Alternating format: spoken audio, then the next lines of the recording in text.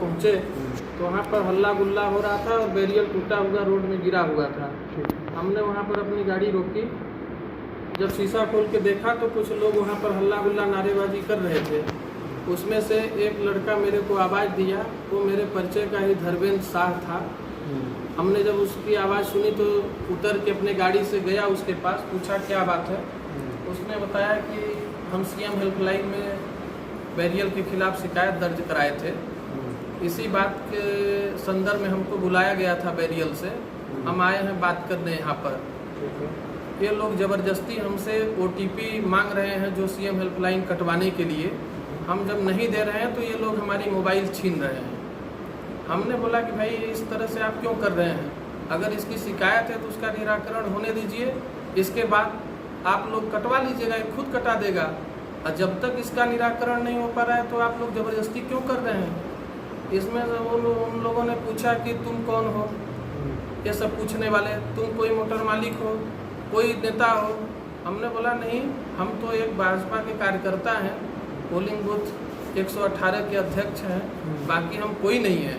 ये मेरे जान पहचान का लड़का है, इसलिए हम बोल रहे हैं, इसके साथ आप लोग ज़बरदस्ती मत करिए। इतनी सब बातें हो रही थी। हमने उनसे बोला कि जो आप लोग 1:30 बजे 2 बजे रात बरगमा में, खुटार में, रजमिलान में गाड़ी पकड़ने सिविल ड्रेस में जाते हैं और ड्राइवरों को ज़बरदस्ती बैठा के अपने गाड़ी से लेके और गाड़ी वहाँ से लेके RTO बैरियल आते हैं, ये काम गलत है।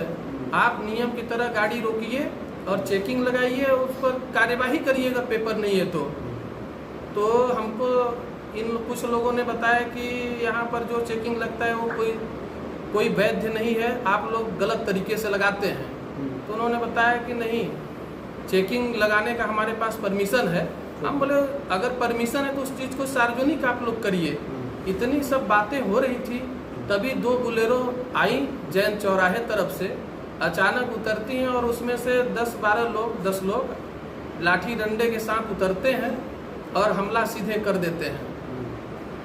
सबको 1-2 डंडे मारे, लोग इधर उधर छितिर बितिर, जो 5-6-8 लोग थे भगे। मेरे को पकड़ के और 6 लोग मिल करके काफ़ी बुरी तरह से लाठी डंडे लात घूसे से मारे और दौड़ा के हम अपनी जान बचाने के लिए कुछ दूर तक भागे जैन चौक की तरफ। बीच रास्ते में हमको घेर के मारे और मेरी एक मोबाइल लूट लिए मेरे हाथ से और एक मोबाइल को तोड़ दिए और बोले कि साले जान से तुमको मार देंगे अगर इधर दोबारा बैरियल की तरफ दिख गए। तो मेरे को सबसे ज़्यादा खतरा है अपने जान का। मैं जिला प्रशासन से और समस्त अपने जनप्रतिनिधियों से यही आग्रह कर रहा हूं कि मेरे को बहुत डर है, कहीं हमारे साथ कोई हादसा हो गया। भगवान का शुक्र रहा, मैं जीवन मेरा नया मिल गया। ठीक है, आप भाजपा का करता हैं, आपके सर्व विधायक भाजपा के, सांसद भाजपा के, अध्यक्ष भाजपा के, सब लोग यही सांसद घूम रहे थे, आज मैं देखा। उनसे आपने नहीं संज्ञान नहीं बताया कि आपकी देखिए आपकी सत्ता सरकार में मैं आपका कार्य करता हूँ, किस तरह मुझे पीटा गया। मैंने बताया है, क्या बोला? विधायक जी को फोन किया था, विधायक जी बोले कि हम भोपाल में हैं, उनको जानकारी दे दी गई है। जिलाध्यक्ष भी भोपाल में ही इस समय है और सांसद जी को जानकारी कल रात में हुई है। उन्होंने बोला है कि 4-5 बजे आप सूर्या भवन में हमसे मिलो।